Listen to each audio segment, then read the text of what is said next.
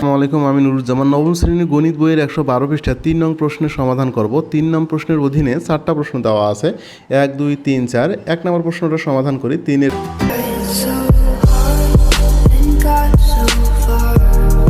চক্রক্রমিক বহুপদী রাশি উদাহরণ দাও। তাহলে আমরা লিখতে পারি সমাধান xy plus yz plus zx। এটা একটা সমমাত্রিক বহুপদী রাশি, কারণ সমমাত্রিক প্রত্যেকটা পদের মাত্রা কিন্তু সমান, অর্থাৎ xy এর মাত্রা 2, yz এর মাত্রা 2, zx এর মাত্রা 2। এটি একটি প্রতিসম বহুপদী রাশি। প্রতিসম বলতে বোঝানো হয়েছে এখানে এই দুইটা চলক যদি স্থান পরিবর্তন করে তাহলে কিন্তু এর মান কিন্তু ঠিকই থাকে, অর্থাৎ রাশিটি পরিবর্তন হয় না। এই জন্য এটা প্রতিসম রাশি। যদি এক্সের জায়গায় ওয়াই এবং ওয়াইয়ের জায়গায় এক্স বসাই দিই কোনো পরিবর্তন হবে না।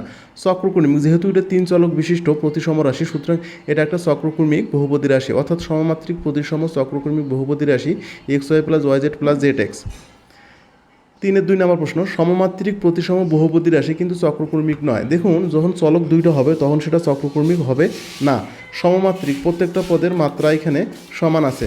প্রতিসম, দেখুন এক্স এবং ওয়াই যদি স্থান পরিবর্তন করে তাহলে রাশিটার কোনো মানের পরিবর্তন হয় না। সুতরাং এটি সমমাত্রিক প্রতিসম বহুপদী রাশি কিন্তু চক্রক্রমিক নয়। 3-এর 3 নম্বর প্রশ্ন, সমমাত্রিক চক্রক্রমিক বহুপদী রাশি কিন্তু প্রতিসম নয়। দেখুন x square y minus z into plus y square z minus x into plus z square x minus y, এখানে 3টা পদ বিশিষ্ট একটি বহুপদী রাশি। এটা সমমাত্রিক, প্রত্যেকটা পদের মাত্রা কিন্তু এখানে সমান, কিন্তু এটি চক্রক্রমিক বহুপদী রাশি। আবার দেখুন প্রতিসম নয়। প্রতিসম কেন নয়? এখানে যদি দুইটা চলক স্থান পরিবর্তন করে তাহলে রাশিটা পরিবর্তিত হয়ে যায়, কারণ এই জন্য এটা প্রতিসম নয়।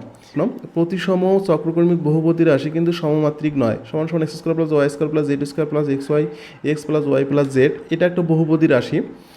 এটা প্রতিসম, কারণ যদি এক্সের জায়গাত ওয়াই এবং ওয়াইয়ের জায়গাত এক্স বিনিময় হয় তাহলে কিন্তু রাশিটার কোনো পরিবর্তন হয় না। এজন্য এটি প্রতিসম রাশি।